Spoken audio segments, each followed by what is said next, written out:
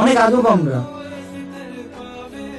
আমরা ভুল মানুষের বেলায় হই অনেক যত্নশীল, আর সঠিক মানুষের বেলায় অনেক বেখেয়ালি।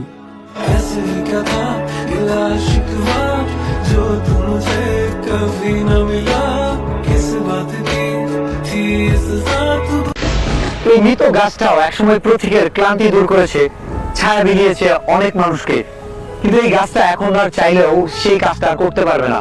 তো আমরা যতদিন বেঁচে থাকি আমাদের অনেক কিছু করার সুযোগ থাকে, মানুষের পাশে দাঁড়ানোর সুযোগ থাকে, মানুষের জন্য উদারভাবে কিছু করার সুযোগ থাকে, কিন্তু এই সুযোগটা আমরা হারিয়ে ফেলি ঠিক গাছটার এমন অবস্থা হওয়ার মতো আমাদের যখন এমনটা হয়।